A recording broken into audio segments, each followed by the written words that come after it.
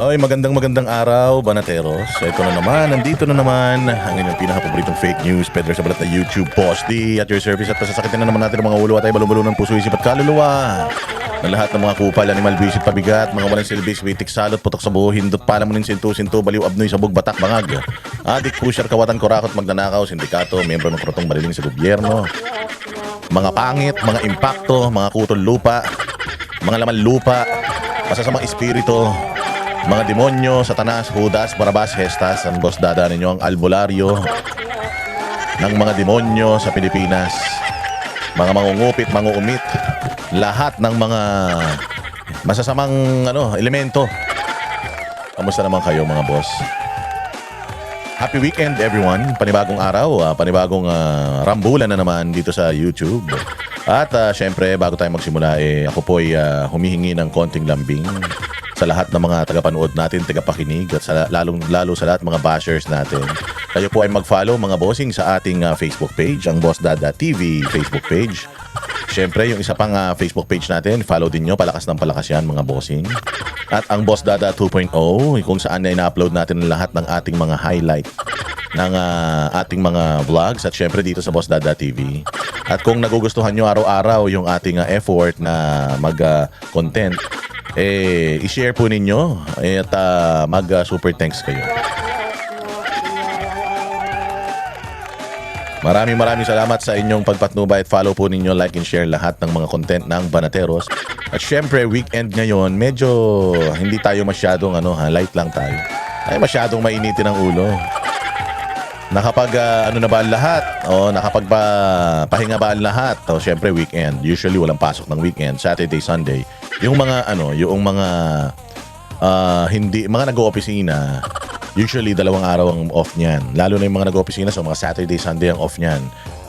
Lagi niyong inaantay ang Saturday at Sunday para kayo makapagpahinga. Ano ba mga ginagawa ninyo pagka-weekend? Ako pagka-weekend, syempre mamaya may Vox Populi tayo. At kung nung nakaraan nakausap natin yung abogado ng 18 Marines or 18 member ng AFP na tumitistigo laban sa katiwalian sa Pilipinas, mamaya ay makakausap natin yung ilan sa mga militar na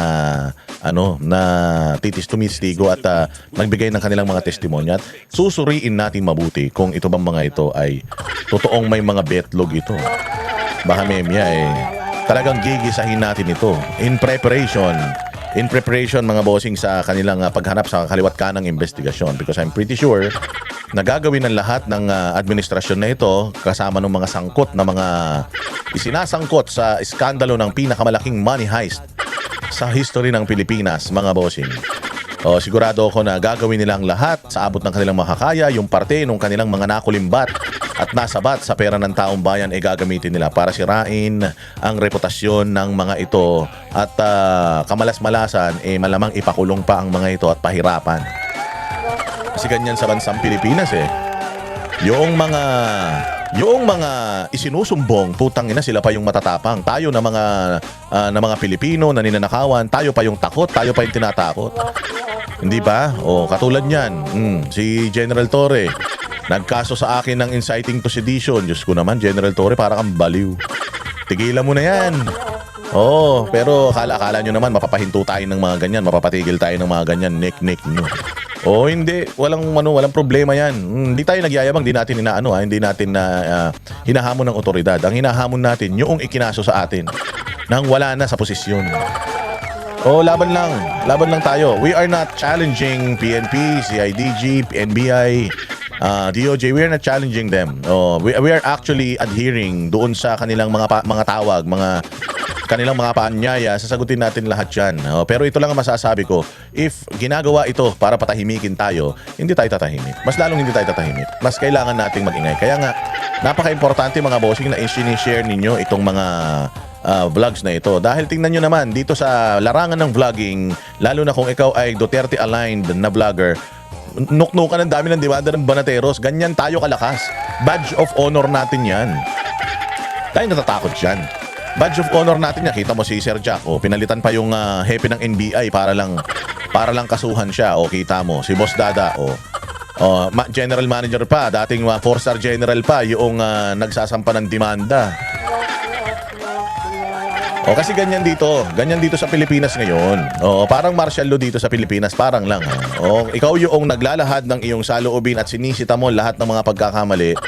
Pero ang ibabalik nila sa iyo kaysa sagutin nila yung mga katanungan mo, ang ibabalik nila sa iyo demanda para manahimik ka. Baka sakali magmakaawa ka sa kanila, itigil na yung demanda, mananahimik ka na neck ninyo. Kinabukasan ng kabataan at ng bayang Pilipinas ang pinag-uusapan dito. Wala na, ano na kami.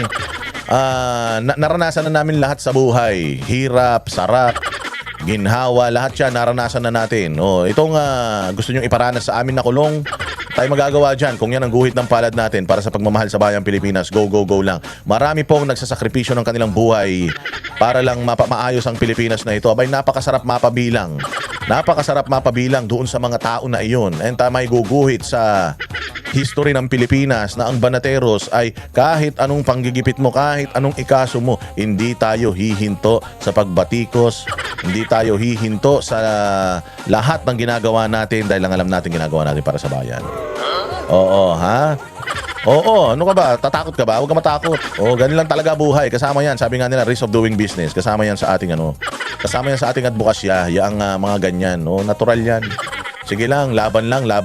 Sabi ko nga sa inyo, ako never akong naghikayat na tumalikod sa gobyerno, lalong-lalo na mag-armas, lumaban. Never tayo nang hikayat ng ganyan. Tayo ay nagagalit, minumura natin ang gobyerno, pero normal lang man yan. Kung sakali man nasabihan natin na lumabas, bumaba ka na dyan sa pwesto, may karapatan naman natin yan. Tayo naman na naglagay sa mga puki ng ina niyan. Diba? Nakita ba nila tayo, nanakit tayo? Nakita ba nila tayo na pag may mga otoridad, tayo, naging violente tayo? Kung world war lang, murahan lang. Putang ina ninyo. Ano pala kayo? Ayaw nyo palang mamura. Pasok kayo ng pasok sa gobyerno. Ayan na nga mga boss. Simulan na natin ang ating palatuntunan. Maraming salamat pong muli sa inyo. Gusto kong simulan dito sa napakagandang mensahe ng Iglesia ni Cristo, mga bossing, dahil alam naman ninyo, 2 beses na po sila. 2 beses na po silang nanindigan. Nung una, yung kanilang gathering dyan sa may Luneta, nagpunta tayo dyan. Daming tao nun. More or less, mga nasa 2 milyon yan. Or 3, or more. Tapos after nun, nag-conduct sila ng 2 rally, or 3 rallies yun, magkakasunod na araw. And dyan, napili ni Amy Marcos na ibisto yung pagiging sabog, bangag, adik nung kanyang kapatid at nung mga asawa, pati anak. Diyan niya napili at ito ang pangatlo, merong mensahe ang INC sa gobyerno at ito pakinggan natin. Payagan po ninyo na iparinig ko sa inyo ang pahayag ng Iglesia ni Cristo. Mula nang magsagawa ng Rally for Transparency, Accountability, Justice and Peace ang Iglesia ni Cristo noong November 16 to 17, 2025, patuloy kaming naghihintay kung paano tutugunan ng gobyerno ang malawak na katiwalian na naganap sa ating bansa. Mahigit 3 buwan na ang lumipas, subalit wala pa ring natatanaw ang mga mamamayan na kalutasan sa napakalaking pangungulimbat sa kaban ng bayan. At sa halip ng mga salarin ang hanapin at usigin, ay ang mga nagbibigay ng impormasyon at tumitestigo laban sa kanila ang kinakasuhan at ginigipit. Yon ang problema sa bayang Pilipinas. Kung sino yung mga nagsusumbong, halimbawa lumapit ako, mamang pulis. Ako po'y hinold up doon sa kanto. Ganun ba? Akin na yung mga kamay mo. Poposasan kita. You have the right to remain silent. Anything you say can and will be used against you in a court of law. Kung tabi, basaan ka ng Miranda rights. Ganun nagsusumbong ka. Sinasabi mo na nagnakaw sila. Sinabi mo na nagdi-deliver ka ng pera. Actually, itong 18 na na Marines o sundalo na ito, hindi naman nila sinabi na nagnakaw ng pera itong mga congressman na ito Sinasabi lang nila na nagdi-deliver sila ng pera dito sa mga taong ito. Itong congressman na ito, itong senador na ito, itong sekretary na ito, nagdi-deliver sila ng pera. Ngayon, ang tatanungin mo, saan galing yung pera? Dapat nandoon tayo, nakatuon. Totoo ba na nag-deliver kayo ng pera dito? Alam nyo ba kung saan galing yung pera? Hindi po. Basta mali-maleta yan, dinideliver lang po namin doon. Sinasabi lang namin, nag-deliver kami. Wala namang inaakusang itong mga sundalo na ito. Ang sinasabi lang nila na nagdi-deliver sila doon. Tapos, malaman-laman nila na ganito pala kalaki yung corruption. So, naiisip nila na baka galing sa corruption. So, sila din nagtatanong, galing ba sa corruption yung mga dinideliver namin pera? Nagsalita naman na yung amo nila. Sabi nung amo nila na si Saldico, nagpapadeliver talaga siya ng pera kay Martin Romualdez at saka kay Bongbong Marcos. Hindi nga lang nakalagay yung mga congressman na yan. Pero sinabi niya, yung dalawang ulo, pinuno, Bongbong, tsaka Sandro, at tsaka yan si Martin Romualdez, doon daw siya nagpapadeliver ng pera at nagko-corroborate yung sinabi niya dito sa sinasabi nitong mga nagdi-deliver ng pera. Kaya lang, hindi detalyado yung kay Zaldico. Ang detalyado doon sa mga sundalo dahil sinasabi nila nag-deliver kami dito sa mga tao na ito. O, di sana tayo bilang isang gobyerno, ang gagawin natin, titingnan natin kung ano ba to, okay ba ito, bakit nagdi-deliver ng pera, saan galing yung pera, dapat nag-iimbestiga tayo doon. Dapat itong mga testigo na to, inaalagaan natin para dumami pa yung mga whistleblower sa Pilipinas. Hindi yung mga whistleblower ang unang-unang gagawin, may sumbong. Tapos sisirain mo kagad yung reputasyon ng whistleblower. Bakit? Pag may whistleblower against sa mga Duterte, may whistleblower against kay Sara, may whistleblower against kay Bongo, kay Bato, kay Cayetano at kung kani-kanino, bakit pag sa kanila may whistleblower kahit nakakulong, kahit na kriminal, katulad yung Madriaga, o whistleblower daw yun, sinasabi niya na si Inday Sara ganito, ganyan. Bakit yun ino-honor nyo? Samantalang kriminal yun, kidnapper yun, mamamatay tao yun. Pero bakit ino-honor nyo yung kanyang testimonya? Tapos ito, mga dating militar ito, ang mga bayani ng bayang Pilipinas, pinagtanggol ang bayang Pilipinas laban sa mga kalaban ng Estado. Tapos sinisiraan ninyo, anong klase yan? Putang inang yan. Matutuwa ba tayo sa ganyan? Papayag ba tayo na ganyan? Siyempre, hindi ba dapat itong mga whistleblower na ito, kung ano yung trato ninyo sa mga whistleblower sa mga Duterte, dapat ganun din ang trato ninyo sa mga whistleblower sa mga magnanakaw sa Pilipinas. Kasi parang lumalabas, anti-Duterte lang kayo, tapos pro-magnanakaw kayo. Hindi naman po pwede yun. Pangit po yun. Masama po yun. Sa impyerno kayo mapupunta. Sinabi ko na sa inyo kung anong gagawin sa inyo sa impyerno. Yung mga pera na ninakaw nyo, maniwala kayo, hindi nyo yan madadala sa impyerno. Araw-araw susundutin ng nagbabagang bakal yung mga almoranas nyo dyan sa impyerno. Masakit yun. Kung kaya't hanggang ngayon ay hindi pa natutunton ang sinasabing mahigit na 1 trilyong piso na inilaan sa mga flood control projects at iba pang pagawaing bayan. Sapagkat ang hinahanap ng mga dapat mag-imbestiga ay ang mga pangyayaring maaaring magamit para mailihis sa iba't ibang issue ang problemang ito. Hinihintay ng mga Pilipino ang sinasabi ng Senate Blue Ribbon Committee Chairman na we will go where the evidence lead us. Ngayong may mga lumalabas na pahayag na mula sa mga sangkot, kabilang ang umano'y nagpadala ng mali-maletang pera.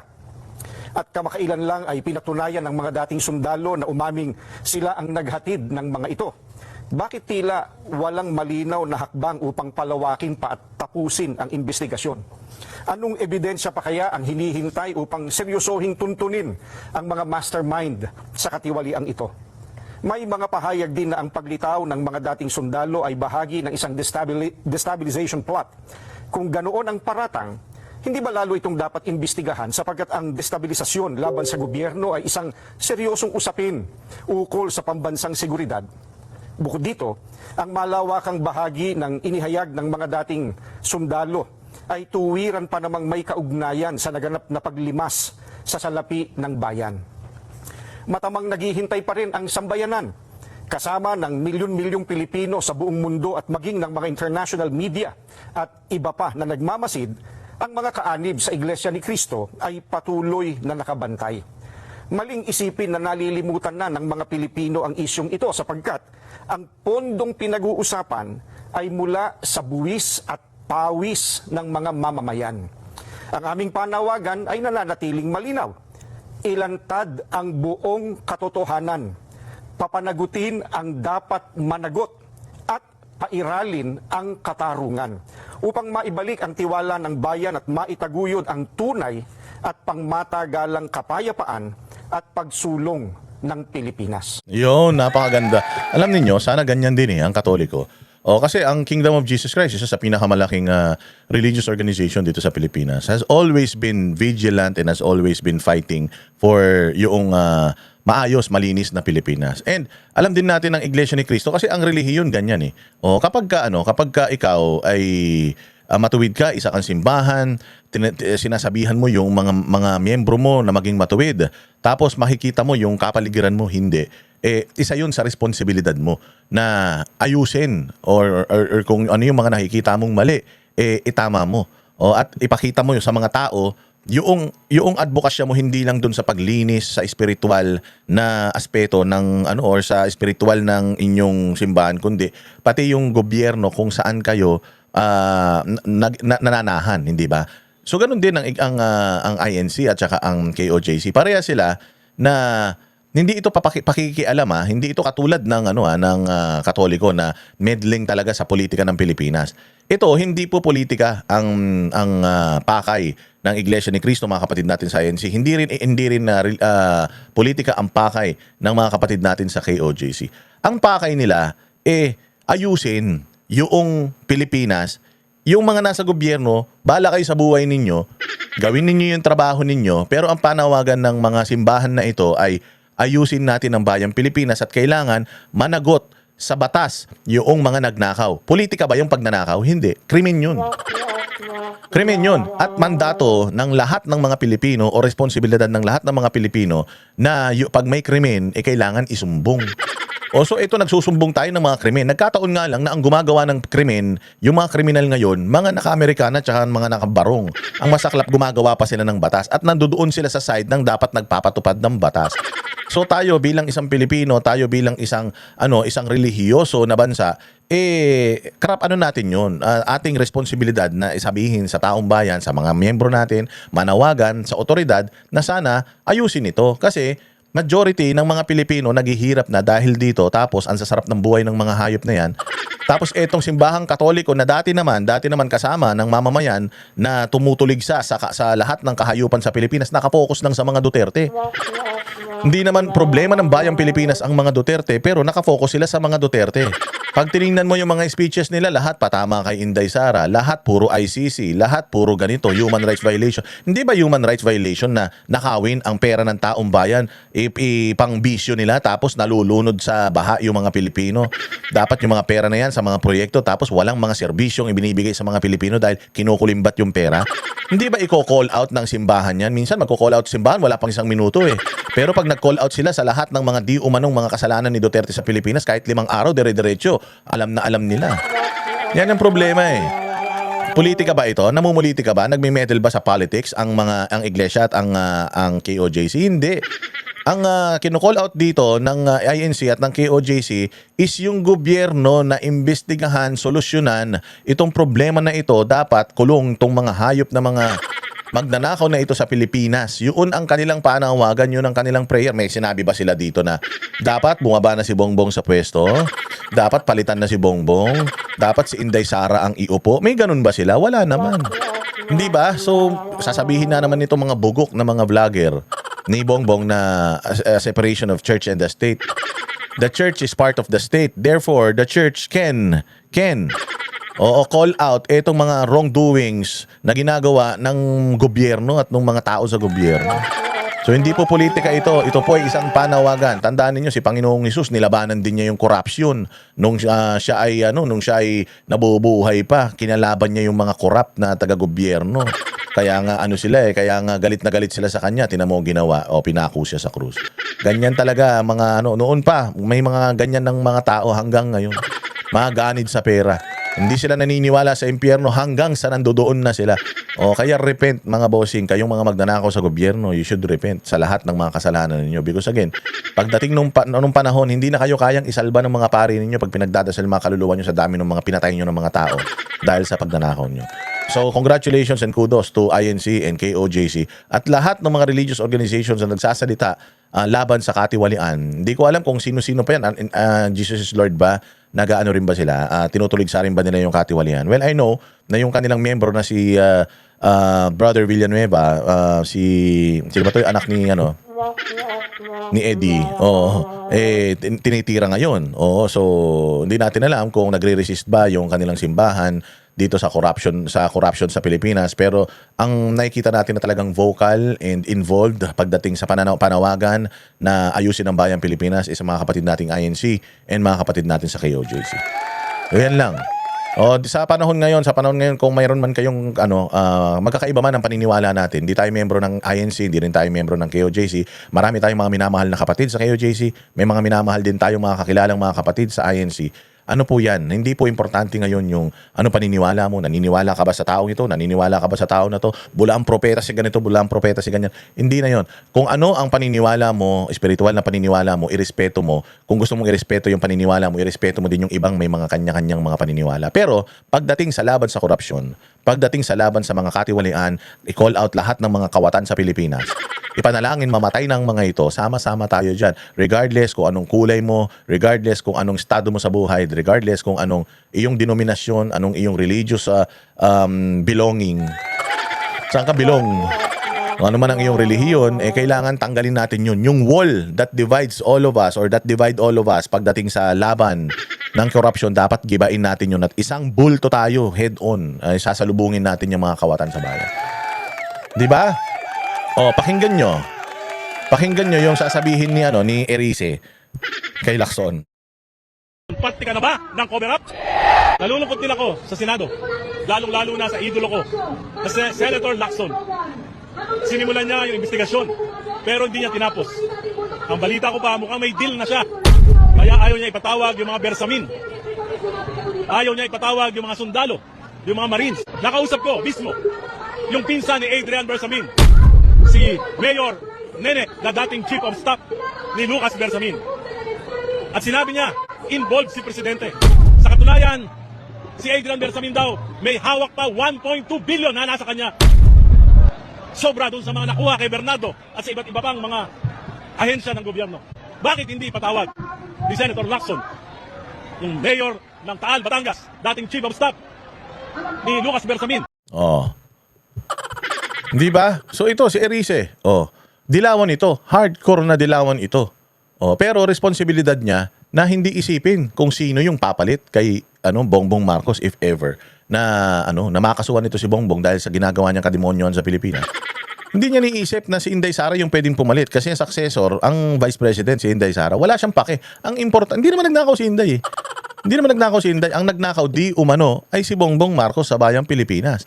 O so kung halimbawa dahil sa pagnanakaw niya matanggal siya at si Inday Sara ang pumalit, dahil yun ang dinidikta ng konstitusyon.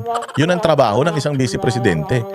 Ngayon, kung ayaw nyo kay Inday Sara, magkakaroon ng eleksyon sa 2028. Hindi ba? Magkakaroon ng eleksyon sa 2028. O di kung halimbawa, natanggal si Bongbong, siya naging presidente, makita nyo na puro kabalbalan lang din ang ginawa ni Inday. O sa 2028, pag tumakbo siyang presidente, di wag nyo nang iboto. Ganun lang naman yun eh. Kasi yun ang dinidikta ng batas eh. O ngayon, ayaw nyo kay Inday Sara. Tapos, papabayaan nyo si Bongbong na nakaupo dyan. Tapos, ilang taon pa siyang nakaupo dyan, nanakawan kayo ng nanakawan. Anong klaseng yan? Anong klaseng prinsipyo meron yan?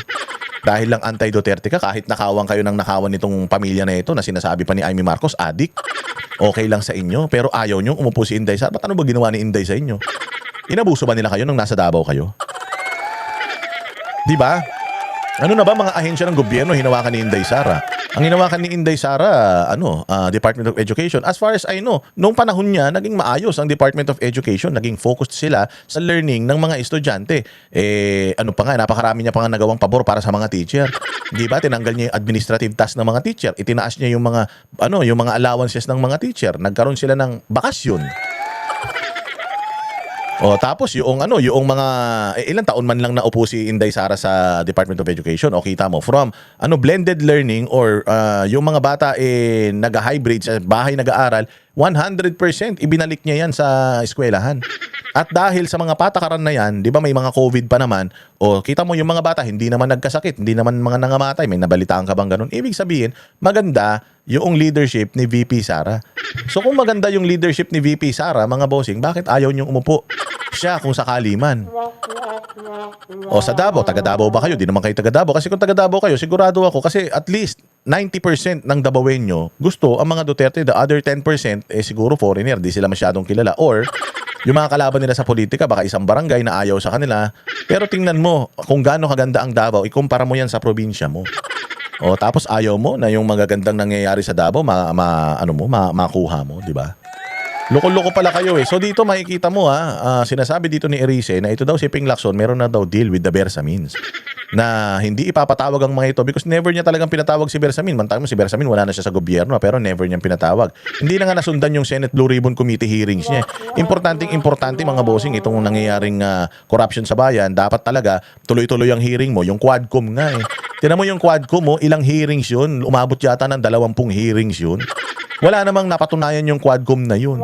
Doon naman sa Quadcom na yun, kumuha lang naman sila ng mga statement na ibibigay nila sa ICC para makulong si Pangulong Duterte ron. Pero tingnan mo, ano ba ang nung Quadcom na yun? Ano ba yung na-accomplish ng Quadcom na yun? Tapos balitang-balita na kada Quadcom daw, bawat isang congressman, balitang-balita, may 10 milyon na natatanggap. Sabi ng mga ng mga bali-balita, hindi ako nagsabi yan, 10 million daw. Tapos kapag nagtanong ka, nag-contempt ka, iba pa yung bayad nun. Quadcom yun ito ang Senate Blue Ribbon Committee ang dapat na nakafocus to sa pagnanakaw sa bayang Pilipinas. Ayaw mo ba, Lacson, na resolbahin niya? Sakay ka kasi ng sakay sa helicopter ni Saldico eh. Yan ang problema sa iyo. Halatang halata ka na talagang may iniiwasan mantakin mo ha. Yusek Bernardo at saka yung Alcantara, tingnan mo, meron pa daw silang 1.6 billion galing sa kanila, binigay pa dito sa Bersamin, yung Adrian Bersamin. Na hanggang ngayon, hindi pa yata niya na iaabot. Oo, kasi parang lumalabas according sa mga ito ang bagman niya, ito ang taga-kolekta eh. Tarantado talaga itong mga ito eh. O, hindi ba ang lalaking pera niya ni Man 1.6 billion, 805 billion, ang laking pera niyan. Hindi niyo ba planong alamin kung saan napunta yan? Hindi niyo ba planong alamin kung totoo ba yan o hindi? Kasi kung hindi totoo yan, hindi putang ina, bitayin natin lahat ng mga Marines na ito. Kung hindi totoo yung mga pinagsasabi nila. Pero kung totoo yung mga pinagsasabi nila, edi bitayin natin lahat ng mga nakinabang sa pera ng taong bayan. Ang kakapal naman na kasi ng mukha ninyo, mantakin mo sinisweldohan na kayo mula sa buwis. Tapos ganyan pa ginagawa ninyo, mga hayop kayo. O tingnan mo, ito pa yung isang masasabi ni Erice tungkol dyan sa ni Lacson. Pasok? But it seems that Senator Lacson is committed or had committed not to investigate the Bersamins. A cover-up will require a series of cover-ups. Kaya hindi po matatapos ito. Pinakita sa amin yung files na naglalaman ng text messages between the President and Yusek Bersamin. Oh, hindi ba aside from itong mga testimonies ng mga sundalo, meron pang mga text messages. Mabigat 'yun. Bakit hindi niyo ilabas yung text messages na 'yun? Bakit hindi ibalita ng media yung text messages na 'yun? Bakit hindi isomon ng Senate Blue Ribbon Committee yung mga text messages na 'yun? Because they have the power to do that. Bakit hindi nila gawin 'yun? Why? Because may cover up. Because yung mga amo netong dalawang ulol na ito, si Tito at saka yung si Ping, baka masagasaan dito. Oh, hindi ba? Putsang ina, kayo gustong-gusto niyo yung ganyan? O ikaw, dilawang ka, ikaw loyalista ka, gusto mo yung ganyan? Buti sana kung nakinabang ka sa ninakaw nila. Hindi. Tanggol ka ng tanggol sa mga Marcos, hindi ka naman nakikinabang sa mga ninanakaw nila di umano.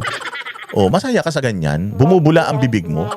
Sinisisi nyo lahat sa mga Duterte tapos na nakikinabang lang sa pera ng taong bayan si Claire Castro. Balita ko balita ko, hindi to, malamang hindi totoo to pero narinig ko lang. Di umano ito daw si Claire Castro kada press con 2 milyon. Hindi ko alam kung totoo yan pwede niyang i-deny. Pero imagine ilang beses siya nagpapapress con sa isang linggo. Kung 5 beses siya nagpe-press con sa isang linggo, 10 milyon isang linggo.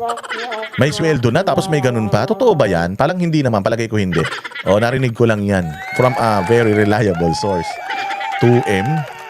Tapos ang gagawin mo lang dun, maninira ka lang. Ang gagawin mo lang dun, babaluhurain mo lang si Inday Sara at saka yung mga Duterte. Binabayaran ka galing sa puwis ng taong bayan. Putang ina ninyo, hindi kayo marunong mahiya. Nasaan na ang mga prinsipyo ninyo? Sabi ko nga sa inyo, imagine ninyo ang sarap ng buhay ninyo ngayon. Tatanggap mo yung 2 million kada araw. Siguro sa katapusan ng buwan mo natatanggap yun. So kung 10 million, 400 million yun. Ay 40 million. Sa isang buwan, 4 na linggo, 40 million sa isang buwan. Putang ina niyan. Parang kapag magtitinda ng drugs, kapag gaganyan, putang ina, maninira ka na lang sa mga Duterte, ganyan kalaki kikitain mo. Imagine niyo yan, pera niyo yan eh. Dapat yan sa serbisyo na pupunta yung mga pera na yan. Mantakin mo sa serbisyo nila, sa amo nila, yung pera natin ang ginagamit. Ginigisa tayo sa sarili mantika, tapos nagtatanggol ka. Ikaw na basher.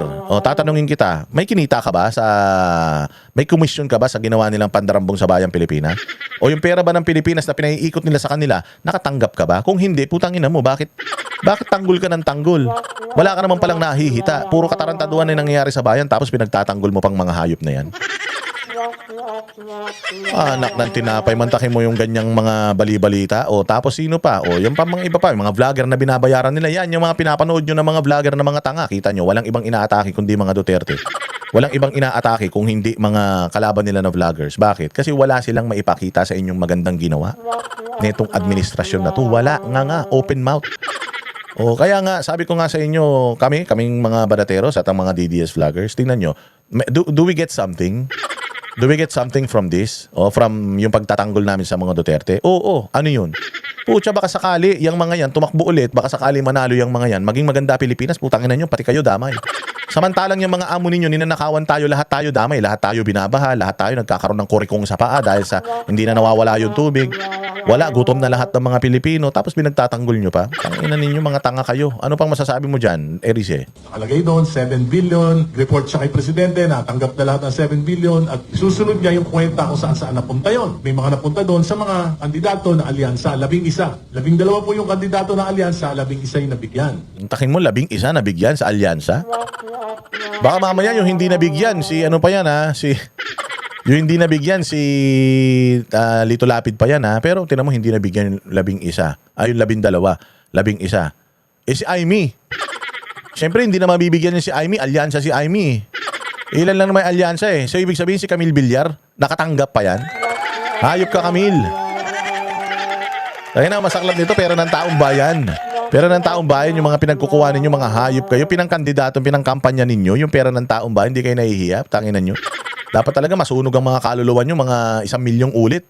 Lahat po nabigyan, including Senator Lacson and Senate President Tito Soto nabigyan. Alam po na hindi naman nila alam kung saan galing yon. Kaya walang problema doon. Natural lang naman, yung mga national candidates, sinutulungan ng kanilang mga kapartido. May napunta kay Andrew E., 68 million, talent fee. At yan ay dumaan lahat kay Congressman Toby Chanco. Ginawa ko, pinunta ko si Kong Toby. Dahil kaibigan ko naman yan. Tinanong ko siya, totoo ba yan? Sabi niya, totoo. So, ibig sabihin, ito pa lamang ay worth investigating na. Yung pinakita sa akin ang mga text messages, merong ibang issue, not just the campaign, pero may mga national issues na patrabaho si Presidente kay Yusek Bersamin. Kung totoo o hindi ito, malalaman natin kung papatawag ng Senado si Yusek Bersamin, si E.S. Bersamin, tawag lang para magkaalaman. By the way, ni-reveal yan ni Congressman Tino February 9. Ano date na ngayon? Narinig nyo ba na nag-deny si Yusek Bersamin? Yon, narinig nyo nag-deny? Yan si yung Pangandaman. Yung DBM ng Pangandaman na sinasabing putya yan ang naglalabas ng mga pera para pumunta sa DPWH. Napatawag na yan. Putang ina niya, nakulong na bang hayop na yan? Or at least man lang na-investigahan ba yung hudas na yan? Wala eh. Mantakin mo, ang may kaso ako. Ako ang may kaso. Si Jack Argota may kaso. Kakasuhan yung mga Marines. Tapos itong mga putang ina nito, nas kaliwat kanan na nga yung mga ebidensya at sumbong na ibinabato sa kanila. Putang ina, malaya ang mga hayop. Putang ina, napaka-unfair ng buhay, no? Hayop. Sobra, di ba? Narinig nyo ba na nag-deny si E.S. Bersamin? Hindi sila nagde-deny.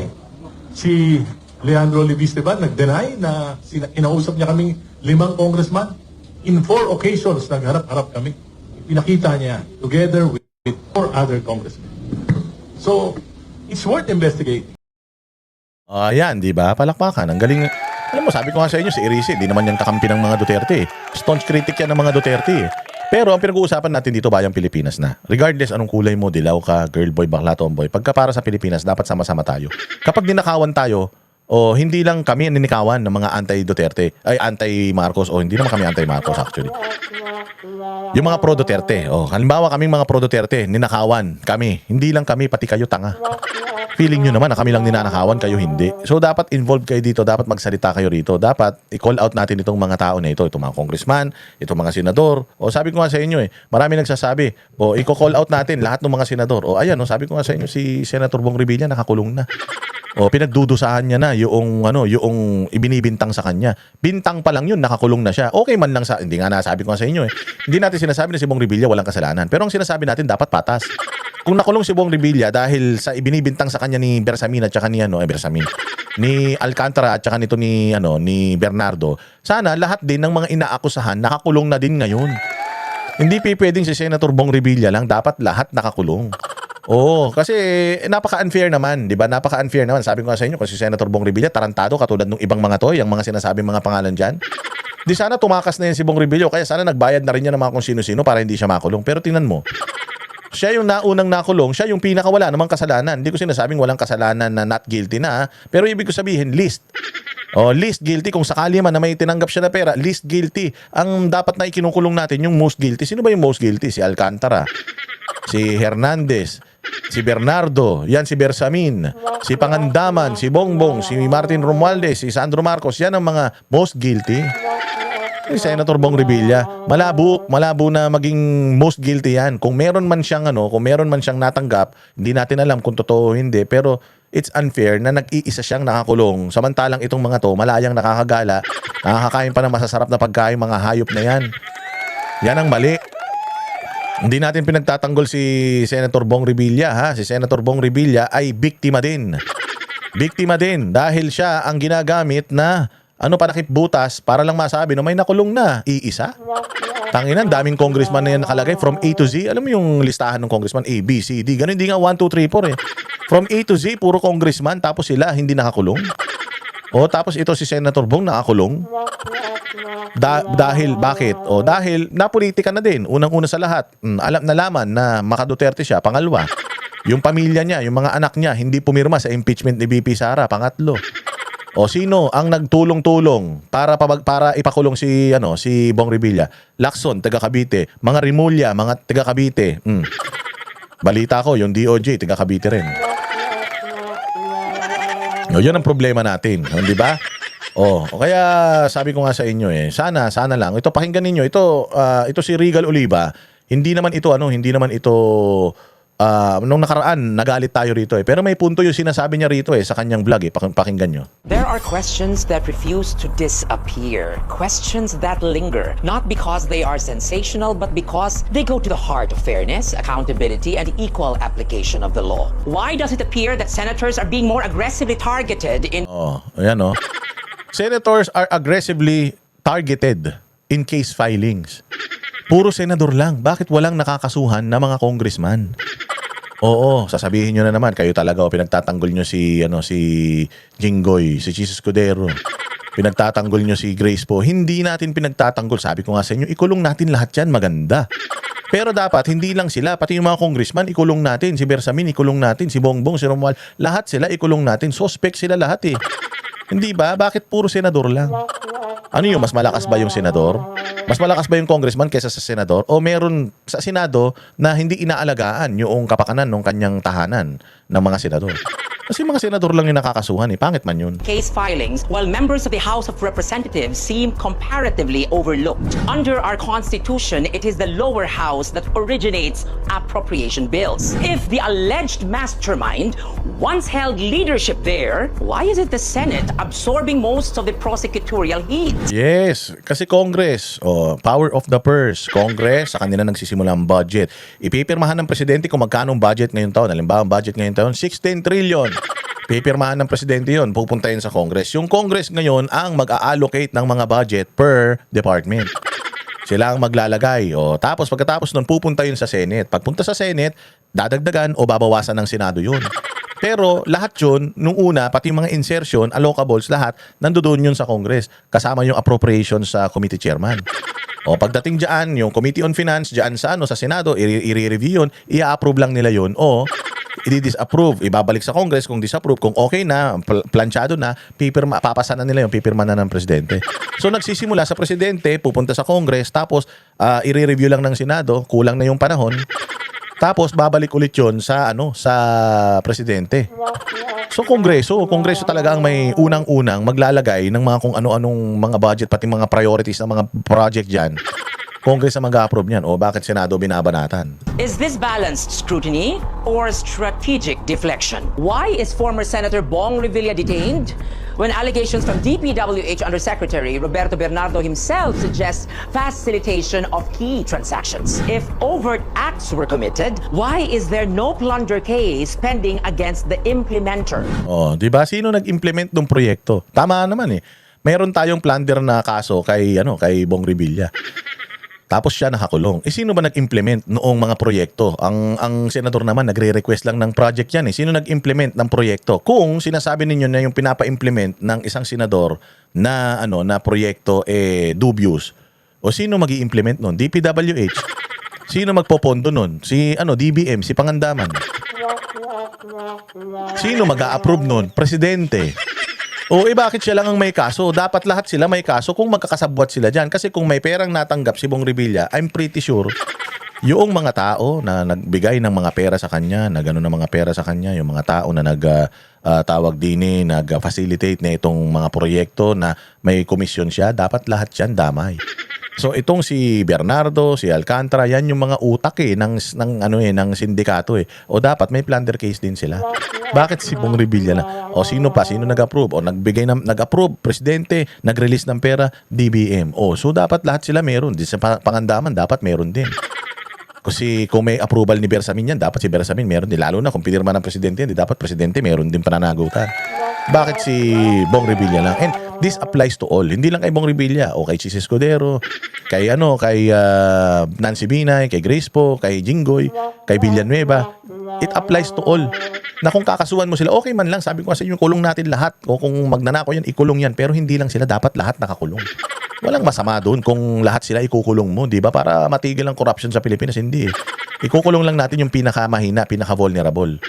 O anong justice ang natanggap natin? Is detention reserved only for certain surnames? Why is there limited visible scrutiny over key officials who sat at the center of fiscal and infrastructure power? Former Executive Secretary Lucas Bersamin, former Budget Secretary Amina Pangandaman, former DPWH Secretary Manuel Bonoan, O, yung mga yan. DepEd Undersecretary Give Olivar, O, yung mga yan. DPWH Oh. Undersecretary Roberto Bernardo. If budgets were approved, funds released, projects implemented, should not accountability travel the chain of command? Tama. O, kung nakakulong, kung dinidiin natin, si Senator Bong, si Chis Escudero, si Jinggoy, si Villanueva, kung sino-sino, kung idinidiin natin sila, bakit itong mga co-perpetrators hindi?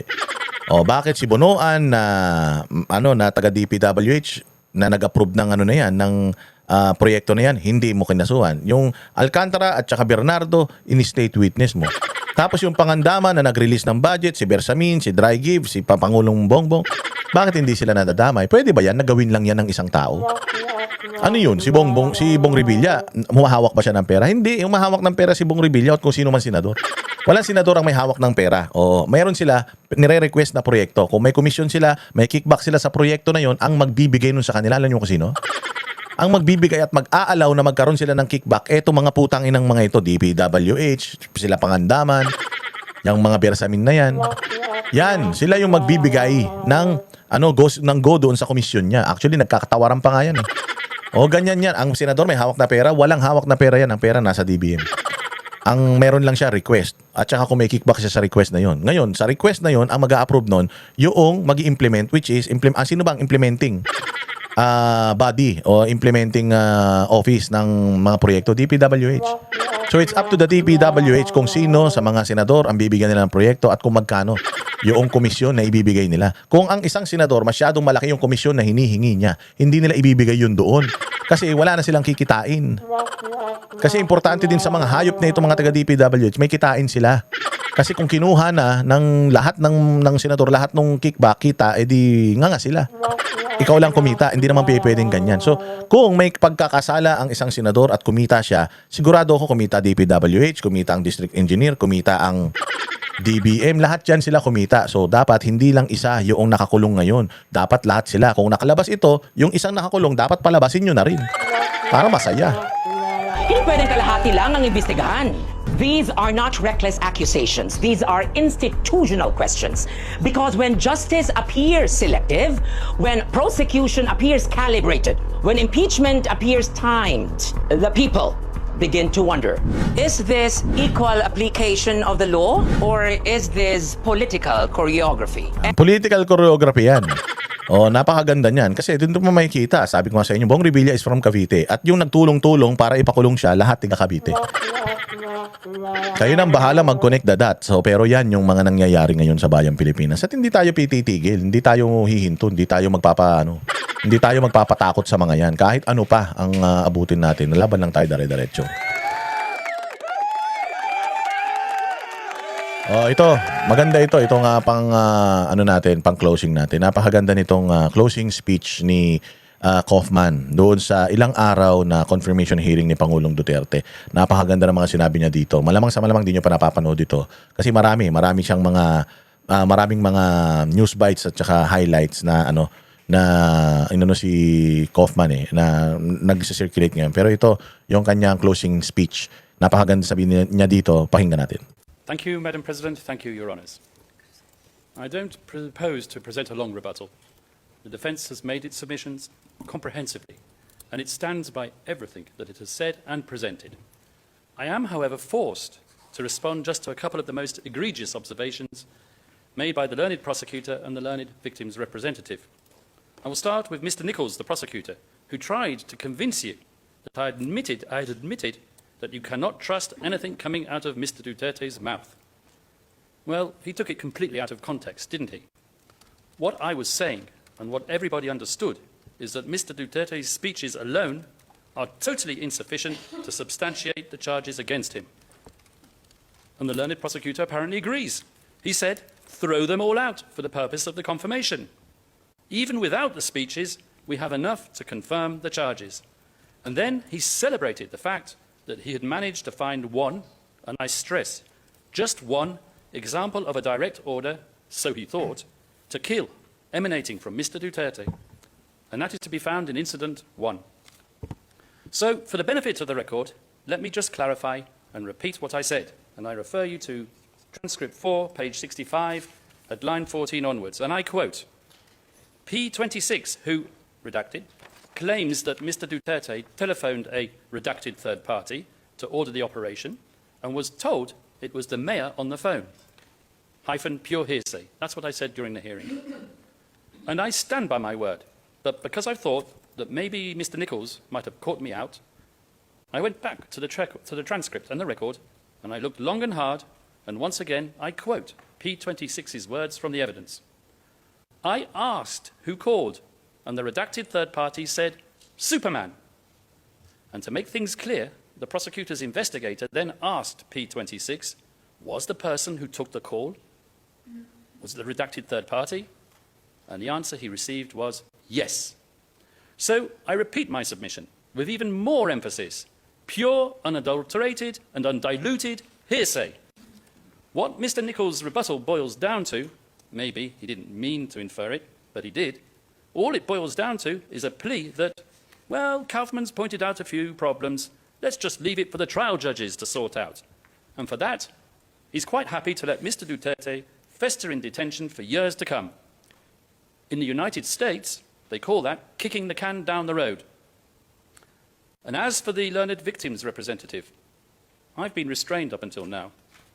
I've paid my respect to the families of those who have lost loved ones, and I repeat that expression of sympathy that I made as my very first statement on behalf of the defence. But I would like to remind the learned representative for the victims that he is not a mini prosecutor, and to regale the pre-trial chamber with unsupported allegations that many, many children lost their lives is utterly inappropriate. His stance and that of his colleague have reflected the media reporting of this case, namely complete disregard of the evidence, and to be frank, you haven't heard one single piece of evidence cited by them. That's why they have Ms. Massiter sitting next to them. Indeed, the media interest in this case has been intense, but it has followed a familiar theme. Rodrigo Duterte is finally behind bars where he belongs. And as a defence lawyer, I stand up and I talk about due process, fair trial rights, and the presumption of innocence. But what use is that when the whole world has already tried and convicted him, and furthermore, make emotional arguments to justify their position? What about the presumption of innocence? Mr. Butuyan talks about threats emanating from mini Dutertes. He says that people are threatened by Duterte clones in countries all around the world. He tells you about Rodrigo Duterte converting millions of peace-loving citizens into bloodthirsty disciples. Not dozens, not hundreds, but millions, so Mr. Butuyan says. What an insult to the Filipino nation. And Mr. Butuyan concludes by presenting an emotional ultimatum. Confirm or Duterte will be portrayed as the person who vanquished the ICC. Those were his words. These submissions were quite unique for this court, and of course, totally irrelevant for the purpose for which we are gathered here today. And as for the mainstream media, back in the Philippines, the situation is not much better.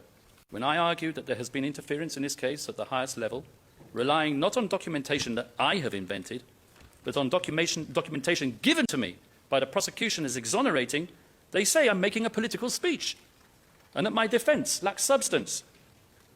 And when I devote more time than the prosecution and the victims together to legal arguments and challenging the evidence, they say I'm nitpicking. Well, fortunately, we have this honourable bench which appreciates the presumption of innocence and the need to examine the evidence thoroughly in order to examine whether the prosecution has proved its case to the required standard.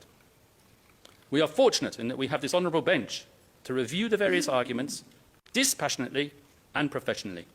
And we know that this honourable bench, despite our struggling with the various redactions that have considerably reduced our ability to make comprehensive submissions in open session, we know that this bench will assess our arguments faithfully. We have provided a comprehensive analysis of both the law and the charged incidents. We have attacked every single count in open session while doing our very best to respect the restrictions imposed upon us and applied by the prosecution to its charging document and pre-confirmation brief. And these redactions have not just been a few here and there, they have been so sweeping that virtually nothing intelligible remains of the 49 incidents that we have been talking about for the public to read and to understand. Let me just screen you an example from the public record, from the public version of the pre-confirmation brief, so that the whole world can appreciate it.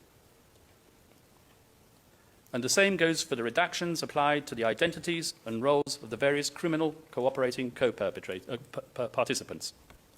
While I found this unfair and contrary to the spirit of transparency, which is meant to govern the conduct of the proceedings at this institution, I approached my counterpart in the prosecution and complained that the nature of his redactions would mean that most of my meaningful submissions, namely the attack on the evidence substantiating the 78 deaths, would require me to go into closed session.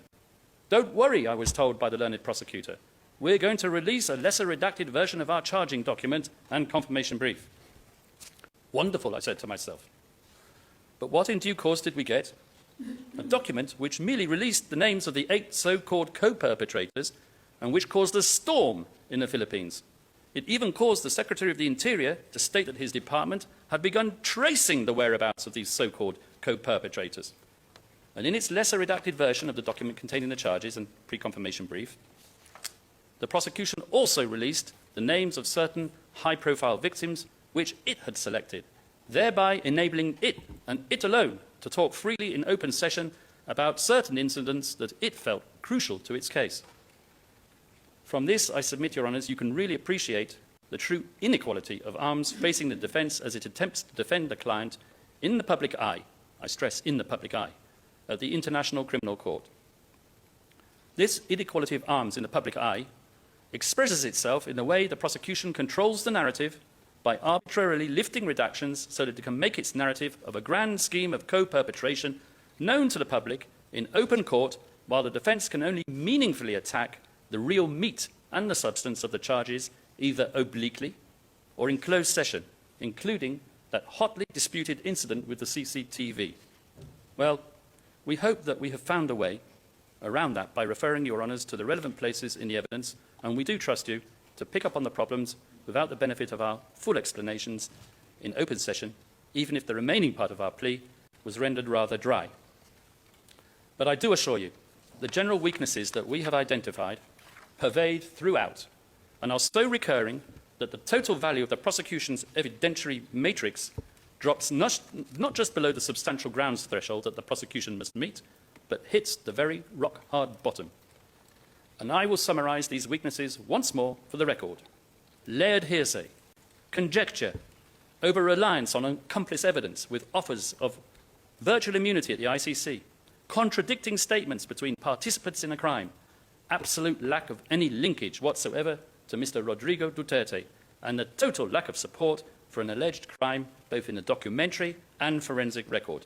And regarding these documents, it is not enough to argue that the Duterte administration destroyed them. There is absolutely no evidence for that. It is an outrageously unsubstantiated accusation which is not alleged, and where the documentation does exist, the prosecution is quite happy to rely on it. But what is this threshold, this substantial grounds to believe threshold? Well, clearly, it is not beyond a reasonable doubt. That's the standard required for a conviction at trial. but it is considerably more than reasonable grounds to believe, which is the standard applied for the issuance of an arrest warrant. If I may, let us take the analogy introduced by Mr. Butuya, that boat of his that set sail in order to avoid leaving his victims stranded on an island. Your Honours, this boat is the confirmation process, and its captain is this honourable bench. We are all passengers in this boat.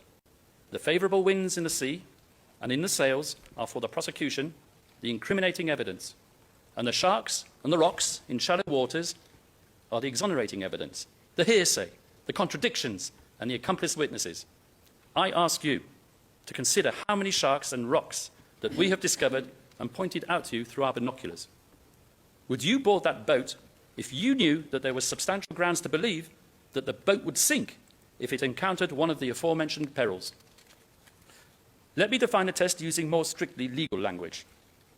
The evidentiary standard applicable, namely substantial grounds to believe, is met with respect to a discrete incident when, and I quote from paragraph 38 of the Said confirmation decision, there exists concrete and tangible proof demonstrating a clear line of reasoning underpinning the specific allegations. By way of parenthesis, I should state that this quote from the Said confirmation decision recognises the fact that each pleaded incident in a document containing the charges must be proved to the requisite standard for it to be adduced at trial. And that is what we request the Honourable Pre-Trial Chamber to consider.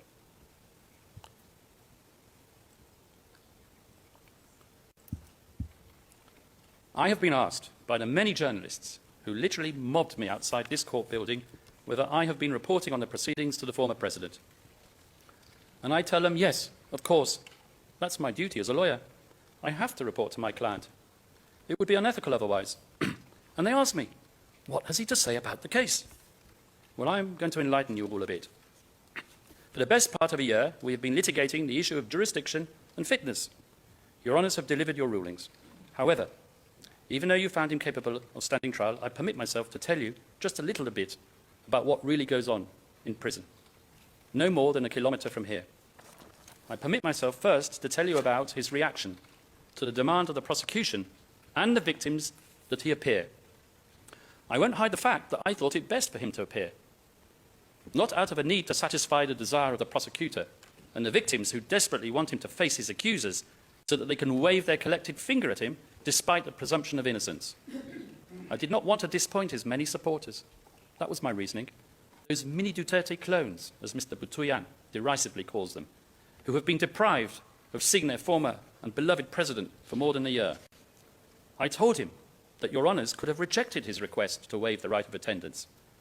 We even had a barong specially fitted for him so that he would not have to suffer the humiliation of being put into an out-of-size blue suit which would now dwarf his meagre physical body. The same blue suit in that dreadful photograph which still remains on the ICC website and that I would ask to be removed. But he took his decision, and as his counsel, I was obliged to respect it. And the day before yesterday, when Your Honours gave us a break, I went to that prison, and I sat with him for an hour. I tried to engage him concerning the evidence, and he lost a desire to follow me within less than a minute. I offered to show him excerpts of the confirmation proceedings, a few minutes of the deputy prosecutor, a few moments of Ms. Massiter, and hoping that it might excite him a bit more, some of my own opening statement. He shook his head firmly. I implored him. I said, "Sir, look at what we are doing for you. We're doing our utmost to get you out of here." But once again, he politely declined. And I asked him why. I said to him, "Sir, don't you understand? They accuse you of murder. They say that you murdered thousands when you were the mayor and when you were ruling your country." And then he repeated the question that he has always asked me for a year or more. "How does the prosecution say that I did this?" "Well," I replied, "I thought until Monday that it was because of those speeches of yours. But then your prosecutor told the honourable judges the other day, throw them all out. They're not necessary for the confirmation. He claims that he still has enough evidence to convict you without all the bluster." And the former president repeated the question, "But how? I've never murdered anyone, and they talk about thousands." And then I tried to explain to him arcane concepts, such as indirect co-perpetration. And then his eyes simply glazed over. And who can blame him? As I mentioned, It is the only highly technical means whereby the prosecution can artificially connect him to criminal activity not of his own doing. I then tell him that the people who are incriminating him are self-confessed murderers cooperating with the prosecution, whose names we can't mention in public. I tell him that in return for their dubious services and their expressions of so-called remorse, as the prosecutor puts it, they will not face trial at the ICC, probably nowhere in the world, and will be rehoused with new identities. Mr. Duterte, the ex-prosecutor, like me, can't understand the fairness of that, relying on not one, but a number of vicious criminals to convict him, when he remembers that he is supposed to be presumed innocent. I tell him the names of those criminal cooperating witnesses, because apart from us, he is the only person who is entitled to know. He tells me that he has not heard of any of them, apart from two, who he vaguely recalls from his days as mayor. Concerning one, his comment is liar, and concerning the other, scallywag. And then, exactly in the spirit of the waiver filed with this court, he looked at me solemnly and said, Mr. Kaufman, Nick, I have done my duty and I have left my legacy. Go to court and do your job, but I can no longer help you. I no longer remember much at all, and I can't comment on people who I do not know and on statistics that mean nothing to me. He then concluded and pronounced as follows: I was a faithful servant of the people, and that is how I wish to be remembered. I have now accepted my fate, and I realize that I could die in prison. And on that somber note, my team and I realized that there was no point in continuing. So we tried to humor him.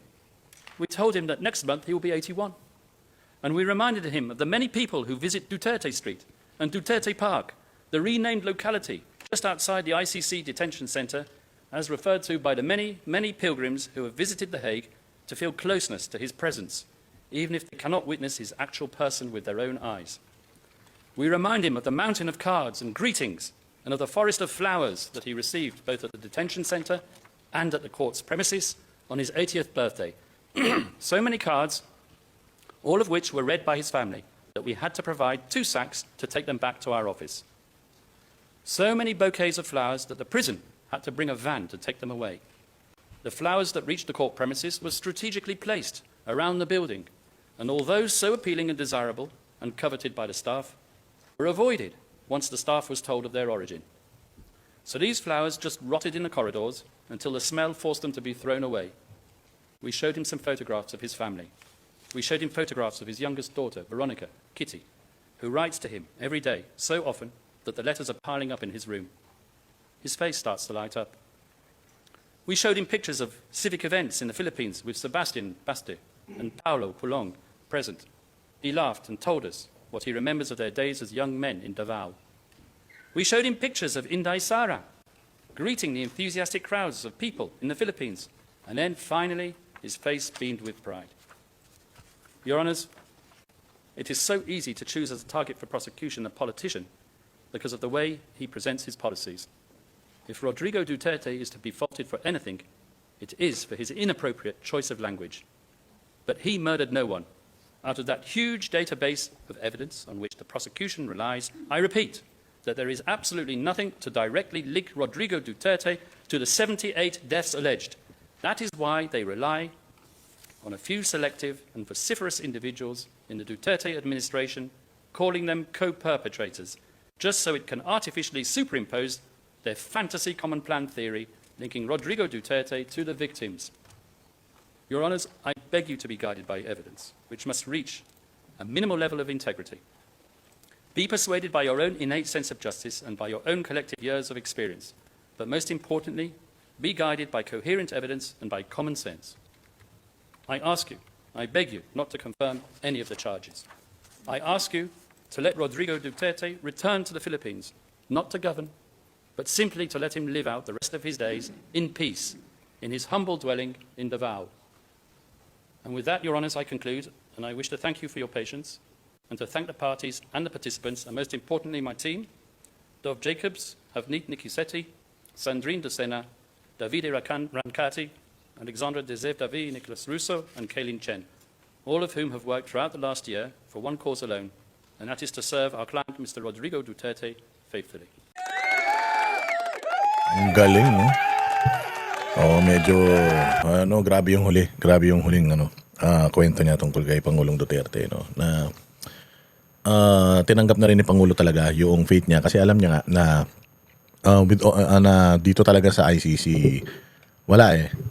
Maniniwala lang talaga sila sa mga kwento at saka sabi-sabi. But, alam mo yun, dito ako lalong nabilib kay Nicholas Kaufman eh. Kasi even if sumusuko na yung kanyang, yung kanyang kliyente, tinatry pa rin niya talaga. And feeling ko, nung nalaman ni Kaufman, yung isang buong taon na nakakausap niya to si Pangulo, nakikita niya yung mga tao, nakikita niya yung love ng mga tao sa kanya for doing this, for the Dutertes, palagay ko, naging invested na din siya o emotionally.